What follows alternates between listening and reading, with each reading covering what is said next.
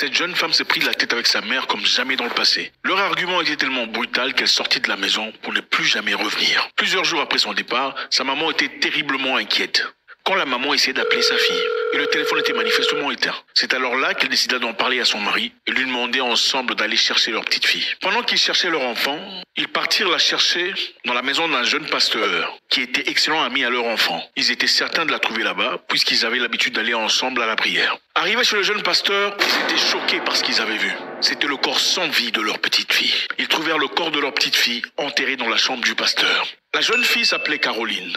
Elle avait fini ses études comme ingénieure dans une université respectée de la place. Mais comme malheureusement on n'a pas toujours des boulots en Afrique, c'est toujours difficile malgré ses qualifications, elle faisait tout ce qu'elle pouvait faire pour pouvoir survivre et se faire de l'argent. Elle vendait des habits pour femmes, des chaussures, des mèches, et j'en passe. Alors Caroline se démerdait comme beaucoup de femmes en Afrique, vendant ici et là, donnant quelques dettes, dans l'espoir de recevoir un peu d'argent à la fin du mois. Chose qui est totalement évidente pour une fille qui veut vivre dignement sa vie. Mais malheureusement pour elle, le marché n'était pas aussi favorable. Il était très difficile de se faire de l'argent de manière constante dans ce genre d'entreprise. Et à chaque fois qu'elle essayait de chercher du boulot en tant qu'ingénieure, on lui demandait de coucher avec le directeur pour avoir les meilleures opportunités. Chose qui malheureusement est aujourd'hui la réalité de beaucoup de femmes. Alors comme Caroline avait besoin de plus d'argent pour vivre plus ou moins une vie normale, elle cherchait des moyens honnêtes alternatifs pour pouvoir additionner à l'argent qu'elle gagnait déjà. Pendant ses recherches sur internet, elle tomba sur le forex trading. Pour elle, un moyen très rapide de se faire de l'argent. Après avoir vu et lu quelques témoignages sur des personnes qui s'y sont fait de l'argent à travers le forex trading, elle se dit, bon, ok,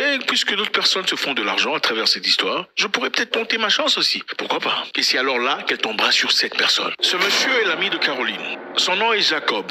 Et comme par hasard, il est le pasteur principal de la jeunesse dans l'église de Caroline. Et d'après lui, avant de devenir pasteur, il était d'abord un trader dans le forex dans le passé et devrait donc avoir beaucoup d'expérience en ce qui concerne le forex. Et donc quoi de mieux comme opportunité de pouvoir apprendre sur comment trader dans le forex. Alors Jacob, dans sa gentillesse de pasteur, dira rapidement à Caroline, je pourrais t'aider à rapidement apprendre comment trader dans le forex. Et contrairement aux professionnels, je ne te demanderai pas beaucoup de choses. Alors Jacob lui dit, je t'apprendrai volontiers sur comment trader sur forex, mais à une condition, tu me paieras les 50 000 naira, c'est à peine $50.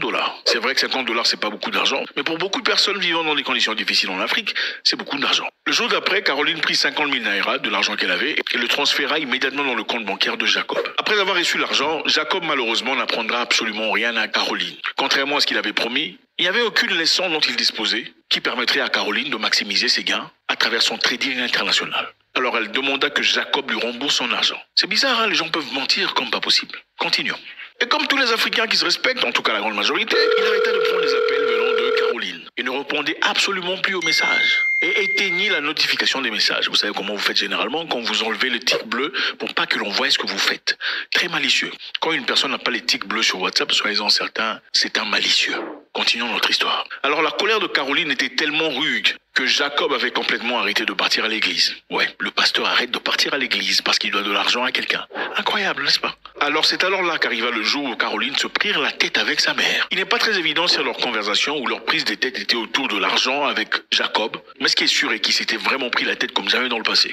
C'est après cette discussion avec sa mère, c'est que Caroline décidera de partir chez Jacob pour récupérer son argent. Elle était probablement stressée pour une histoire d'argent. 24 heures après le départ de Caroline, sa mère essaya désespérément de la joindre au téléphone, mais malheureusement sans réponse. 24 heures plus tard, sa mère essayait encore une fois, mais le téléphone était hors du périmètre cellulaire. C'est alors là que la maman de Caroline dira à son mari que leur enfant était disparu et qu'il fallait impérativement chercher à la retrouver. Ils seraient apparemment partis premièrement chez Jacob parce qu'ils étaient au courant du trading que leur enfant avait commencé et aussi de la conversation qu'elle eut avec Jacob parlant de comment il l'aiderait à devenir un super trader sur Internet. Aussitôt arrivé chez Jacob, lui questionnant sur la situation de Caroline, Jacob leur dira « Ah oui, effectivement, votre fille était ici, mais malheureusement, elle est déjà partie. Je ne sais pas où elle se trouve. » La maman étant déboussolée, ne savait pas comment réfléchir. Le père de Caroline, par contre, était très sceptique de Jacob. Il n'avait pas cru à un seul mot à ce que le jeune homme disait. Il demanda à son épouse de rester avec Jacob pendant que lui courait à la police pour aller porter plainte. Pendant que le père de Caroline partit à la police pour aller porter plainte, sa maman remarqua dans la maison de Jacob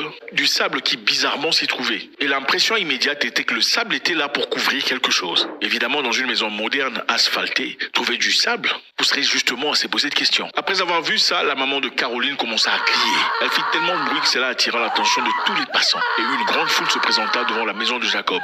Très rapidement, les gens ont commencé à bouger le sable, retirer la poussière. On découvrit avec horreur le corps sans vie de Caroline, enseveli pour son argent. Ce qui était arrivé en réalité, c'est qu'à l'arrivée de Caroline pour demander son argent, au lieu de lui rendre son argent, Jacob le pasteur l'étrangla et lui retira sa vie. La police mit les mains... Moralité de cette histoire, on ne peut pas faire confiance à n'importe qui aujourd'hui en 2024, même si la personne a le titre de pasteur, d'imam ou autre. On ne peut pas s'arrêter sur un titre pour dire « Ah, c'est quelqu'un de confiance ». Si la maman, elle savait que son enfant, là, ce qui attendait son enfant, elle l'aurait bloqué. Elle n'aurait jamais laissé son enfant sortir. Aujourd'hui, c'est vrai que tout le monde veut avoir de l'argent, tout le monde veut avoir une certaine aisance de vie, mais pas à n'importe quel prix. Aujourd'hui, elle n'a plus la vie, là, cet argent-là. Ce prétendu argent qu'elle aurait dû avoir, il va lui servir à quoi aujourd'hui? À rien du tout. Il y a beaucoup de gens, hein, ça c'est une histoire parmi tant d'autres, il y a beaucoup de gens qui vous font croire à une facilité, par exemple dans le trading là, ils vous font croire à des facilités d'argent rapidement et tout, mais eux-mêmes ne sont pas riches. Ceux qui vous blaguent comme ça ne sont même pas des personnes riches. Aujourd'hui, on n'a pas d'argent facilement comme ça. Sinon, on serait tous riches ici là. Donc vraiment, ne donnons pas notre confiance facilement à n'importe qui. C'est triste son histoire.